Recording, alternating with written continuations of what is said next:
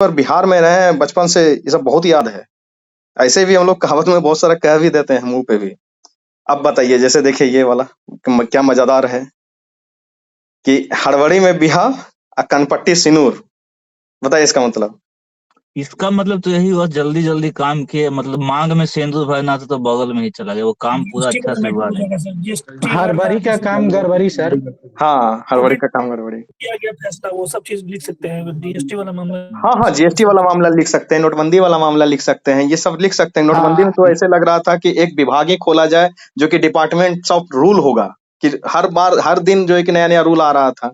तो ये ये आप फिर जो बिल्कुल इसको लिख सकते हैं। नोटबंदी इसका सबसे सटीक एग्जाम्पल बनेगा, जीएसटी इसका सटीक एग्जाम्पल बनेगा। बहुत सारे ऐसे जो है कि कानून जो भारत आया था सरकार जो के सीन हैं। जल्दी जल्दी में, हाँ कोविड-19 पेंडेमिक लागू किया था, वो भी लिख हाँ, सकते हैं सर। जिस उसमें समय जो बहुत सारा कोरोना के समय में पेंडेमिक में जो सरकारों ने फैसला लिया था वो भी लिखा जा सकता है, और भी अलग किसान अलग। वाला कानून जो लेके आया सर, 3 कानून वो वाला। हाँ हाँ, बिहार के सर रिजर्वेशन सिस्टम लिख सकते हैं, 65% जो आरक्षण दिया उसको भी लिख सकते हैं। विवादित में मत ही जाइए तो ज्यादा अच्छा रहेगा। कोई प्रोफेसर ऐसा मिल जाए जो रिजर्वेशन के समर्थन में हो, कोई मिल जाए विरोध में, तो क्यों विवाद में जाना। को लेकर के इसमें हाँ, कर सकते भूमि संरक्षण को इसमें दे सकते हैं कि सरकार को तैयारी करनी चाहिए, लेकिन उसको फिर थोड़ा सा पॉजिटिव वे में लेके चले जाइएगा कि सरकार प्रयास कर रही है। सरकार हड़बड़ी में गड़बड़ी जब होने लगा तो फिर सरकारों ने समय दिया, एक्सटेंड कर दिया है। आप जानते हैं कि जून अगले साल तक वो एक्सटेंड कर दिया गया है। तो इन तरीकों से जो है कि इसको आप लिख सकते हैं, बहुत सारा एंगल इसमें मिलेगा। कहने का मतलब क्या है कि देखिए, मैं कह रहा हूँ कि मैं जब पूरा पढ़ा दूंगा इसको, सिर्फ अभी म्यूट कर लेंगे। मेरा कहने का मतलब क्या है कि जब मैं इसे पूरा पढ़ा दूंगा लोकोक्तियों को, सिर्फ उसका मीनिंग तक भी अगर आप क्लास कर लेते हैं ना अच्छे से, सिर्फ मीनिंग जिस दिन तक डिकोड करवाऊंगा, पहले मैं क्या करूंगा, पहले इसका मीनिंग डिकोड करवाऊंगा। मीनिंग डिकोड करवाने के बाद काफी हो जाएगा सर। फिर उसके बाद जो है कि एक एक करके उसका जो डायमेंशंस होता है उसको बताने का प्रयास करूंगा।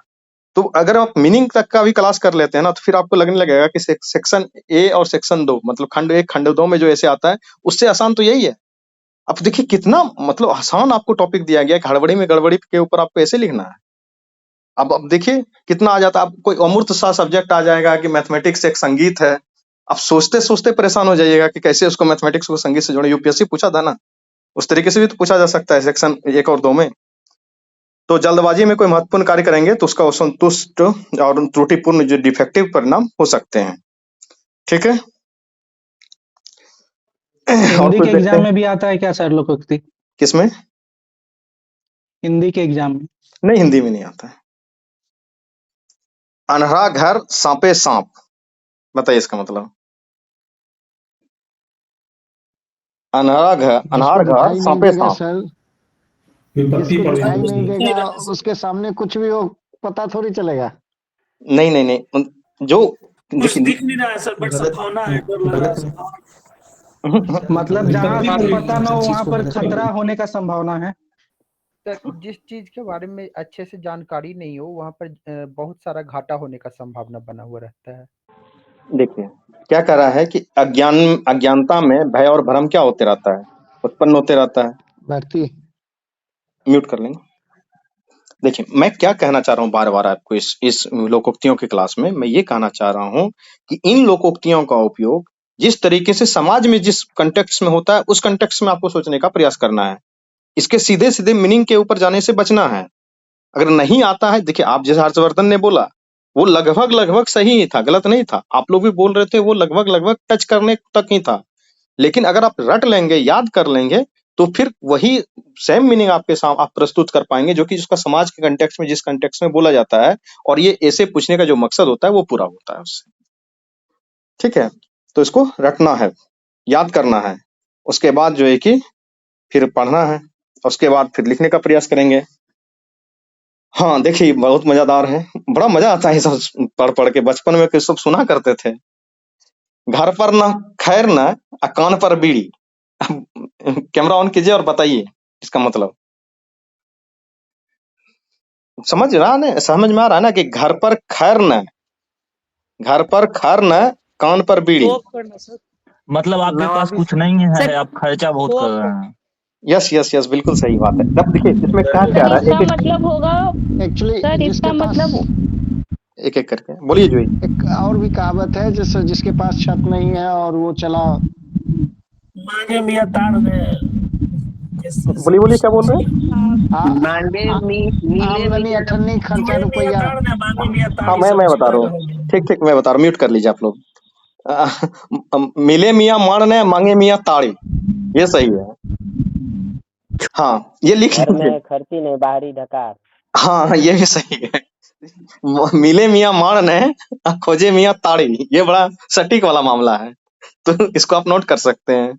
और जो इंग्लिश मीडियम वाले हैं कृपया करके एकदम इसको तो पूरा बढ़िया से नोट कीजिए, क्योंकि आप लोग उस समाज में रहे नहीं हैं, आपको पता ही नहीं है कि वहाँ क्या बोला जाता है, क्या मतलब होता है। जैसे मिले मियाँ मारने, मार का मतलब क्या होता है?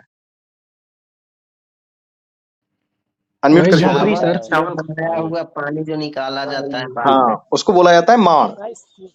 हाँ राइस जूस। हाँ सीबीएसई बोर्ड। चावल का पसवन। हाँ चावल का जो पचपन होता है, राइस जूस जिसको बोलते हैं इंग्लिश में, ठीक है। तो मिले मियाँ मारने, मियाँ को क्या हो रहा है कि मार तक नहीं मिल रहा है। और खोजे मियाँ ताड़ी, ताड़ी का मतलब क्या होता है? जो वही सर खजूर तार की के खाते हैं, नशा तार। होता है, हाँ जो वो नीरा निकाला उसका जाता है, रस निकाला जाता रस जो निकाला जाता है, हाँ तो उसको बोला जाता है। एक तो ताड़ी वाला था। हाँ एक, हाँ अच्छा हाँ नीरा वो दो चीज हो जाता है, समझ गए। ताड़ी जो निकाला जाता है वो सवेरे सवेरे से गाछ से उसको ताड़ी बोला जाता है, फिर उसका प्रोसेस्ड होके नीरा बनता है। ठीक, चलिए एक बहुत मजेदार सुनाते हैं। अभागा गैले ससुरारी उहरी उहबो मारे भात। बताइए मीनिंग, समझ में आ रहा? अभागा गैले ससुरारी उहरी उहबो मारे भात। इसका मतलब उसका लक यानी बहुत कि सर खराब है। अच्छा चीज खाने के लिए ससुराल गया, सर वहाँ भी जैसे ये वही हुआ कि चीज जो मिला। चीज आपके एक एक करके यहाँ मौजूद है और आप कहीं जाते हैं तो वहाँ भी वही चीज आपको मिलता है। नहीं सर, ससुरारी में सबसे ज्यादा एक बार इज्जत में ही होता है लोग का, मीनिंग हुआ ना और कि वहां उसका जाने के मतलब बाद भी भाग। क्या है कि अभागे गैले ससुरारी ओहरी ओहबो मारे भात। जब समय खराब होता है तो चारों तरफ से क्या आती है? मुसीबत आती है। ससुराल लोग पहले इसलिए जाया करते थे कि चलो कम से कम वहां कुछ बढ़िया खाना मिल जाए, ये लोकोक्ति वहीं से बन के आया है। और वहां भी गया तो उसको माड़ भातें खाने को दे दिया। तो ये क्या हो गया कि अभागा गैले ससुरारी, जो जिस व्यक्ति का समय खराब है वो ससुराल गया है, और ही वो माड़े भात मिल गया तो उसको वहां पे भी माड़ भात मिल गया। माड़ भात मतलब कि सबसे निम्न क्वालिटी का जो है ना, वो आप समझ लीजिए एक तरीके का खाना हुआ जो बहुत गरीब लोग होते थे पहले खाया करते थे। चावल रहता है और उसी चावल का वो जूस रहता है, राइस जूस रहता है, उसी में थोड़ा सा नमक दे करके गरीब लोग खा लिया करते थे, तो उसी को माड़ भात कहा जाता है। शायद आप लोग ना खाए हो या बहुत लोग खाए भी हो। यानी समय खराब होने पर ऊंट पे चढ़े व्यक्ति को भी कुत्ता काट लेता है। हाँ वो बात सही है। तो वही है कि जब समय खराब होता है तो चारों तरफ से मुसीबत आती है, इसका एक मीनिंग निकला। अब इसके ऊपर आपको लिखना है। उससे पहले वाला जो था, पहले कौन सा बताया था मैंने? ससुराली से पहले कौन सा वाला बताया था? मिले मियाँ मारने खोजे मियाँ ताड़ी, हाँ, नहीं उससे पहले कौन? इसी के पास जो था वो वाला। बताओ कौन सा था? देखो बीड़ी वाला सर। कौन? हाँ बीड़ी वाला। अच्छा बीड़ी वाला, चलो बीड़ी वाला बताता हूँ। तो क्या था कि खाने को कुछ नहीं है और कान पे लेके वो बीड़ी घूम रहा है। नहीं, वो छत पे खर नहीं, खर मतलब होता है वो कूस होता है गांव में, जो पुआल से घर बनाया जाता है, झोपड़ी बनाया जाता है, उसी को खर बोला जाता है। तो उसके घर में खर भी नहीं है और वो कान पे बीड़ी रख के घूम रहा है। ये समाज में होता था। ये आप ग्रामीण समाज में अगर रहे हो तो ये आप देखते होंगे कि पहले के लोग बीड़ी ही पिया करते थे, सिगरेट नहीं होता था। तो बीड़ी पीते थे और घर में छप्पर नहीं है। छप्पर का मतलब कि वो जो बनाता है ना झोपड़ी, उसको उसको जो जो धान का पुआल होता है, जो बचा हुआ रेसिड्यू होता है धान का, उसी से वो स्टबल जिसको बोलते हैं इंग्लिश में, उसी से बनाया जाता था छत पहले। उसी वही छत जब पुराना हो जाता तो उसको हम लोग खर बोलते थे कि छत के ऊपर खर नहीं है और कान पे बीड़ी लेके घूम रहे हो। समझ गए बात? Yes sir. चलिए एक दो और मजेदार देखते हैं, फिर आज क्लास बंद करेंगे। फिर अगले दिन हम लोग मिलेंगे और इस तरीके से आपको बहुत सारा जो है कि लोकोक्तियां मिल जाएगा। धीरे धीरे इसको आप लोग याद करने का प्रयास करें, अपने मन से सोचने का भी प्रयास करेंगे कि कैसे कैसे इसका क्या क्या एस्पेक्ट्स हो सकता है। फिर क्लास में आपको बता भी देंगे एक एक करके कि कौन कौन से एस्पेक्ट्स में कैसे कैसे सोचना है। चलिए अगला पढ़ते हैं, और अगले दिन से इसका क्वालिटी थोड़ा पीडीएफ का अच्छा करवा देंगे। ये स्कैन अच्छा नहीं हो पाया, इसको अच्छे से स्कैन करवा के आपको डलवा देंगे। हथिया हथिया कैलन गधो न ले ऐलन। हथिया हथिया कैलन गधो ना सबने ले जब आइलन। बात किया सर लेकिन इसका मतलब ये हुआ कि वादा बहुत कर दिए और पूरा कुछ भी नहीं किए। लंबी लंबी हाँकना सर, डिंग मारना। हाँ ये लाइफ नाम की मतलब कि अच्छे दिन आएंगे और इनकम घट गया, इस टाइप का चीज। हाँ तो तो नाम बड़े शादी में गाया दर्शन जाता है सर। छोटे, इसको कह सकते हैं एक लाइन में ना कि नाम बड़े दर्शन छोटे, मतलब वादा तो बहुत किया गया था, मिला तो कुछ नहीं। शादी में गाया काला जाता है धन सर। लाएंगे लाएंगे सर, लेके आए कुछ नहीं। हाँ तो यही सब है इसका अलग अलग मतलब देखिए सिर्फ पॉलिटिकल डायमेंशन नहीं, सरकार का डायमेंशन नहीं, अलग अलग समाज के अलग अलग और भी डायमेंशंस को सोचने हैं। नहीं तो लगेगा कि तो या तो पक्ष का बंदा है या विपक्ष का बंदा है, वैसा कभी मत होने दीजिएगा अपने एग्जामिनेशन में, ठीक है। तो ये जो है कि आपको दे दिया गया है, आपके हर ग्रुप में होगा, ये आज फ्री में भी अवेलेबल करवाया गया है, और जिसको चाहिए भी होगा तो आप कमेंट कर दीजिएगा तो उसको जो है कि मिल भी जाएगा। ये नंबर है, इस पे आप व्हाट्सअप भी कर सकते हैं। अगर ये पीडीएफ चाहते हैं तो ये फ्री में अवेलेबल करवा दिया जाएगा, ठीक है। सर एक बात और बोल ही का है, तो सर मैं एक्चुअली मैं मगही बेल्ट का हूँ तो मुझे ठीक ठाक समझ में आ रहा है, बट सर जो उधर मैथिली वाला और भोजपुरी मुझे कुछ भी आएगा नहीं आएगा आता है। आएगा सर वो भी अगर करवा दीजिएगा तो ठीक है। सब देख, सुनिए अंगिका जो शादी में गाया जाता है मतलब। अंगिका हो गया, भोजपुरी हो गया, मगही हो गया, बज्जी हो गया, और क्या कहते हैं मैथिली हो गया, ये मैथिली जितने तो भी बिल्कुल है। नहीं समझ में आता है सर। हाँ आप देखिए, आप अलग रीजन के हैं, कोई अलग रीजन के हैं, तो हर भाषा से लोकोक्तियां लिया जाएगा। ये तो अभी शुरुआत किया गया है ना, हर भाषा से ऐसे ऐसे लोकोक्तियों को हम लोग लाएंगे और आपको देंगे। देखिए आपका घर हो सकता है, होगा किस क्षेत्र में आपका घर है? ये नालंदा पटना वाला। हाँ तो इधर आपको सर मैथिली समझ में आना चाहिए। हाँ तो इधर वाले को ये क्या आपको समझ में आ रहा है? उधर जिसका मिथिला के क्षेत्र में होगा उसको मैथिली वाला समझ में आएगा। सर मैं भोजपुरी क्षेत्र से हूँ। कि कहाँ है आपका घर? सिवान। सिवान। अच्छा सिवान से हैं मेरा तो भी भोजपुरी है सर, बक्सर घर है मेरा। हाँ तो देखिए मेरा कहना यही है कि जो जिस क्षेत्र के हैं उनको तो समझ में आ जाएगा उस क्षेत्र का, और जो जिस क्षेत्र के नहीं है तो उन सब क्षेत्र का ना समझना है, तो सब क्षेत्र का आपको मिलेगा, आप चिंता नहीं करें।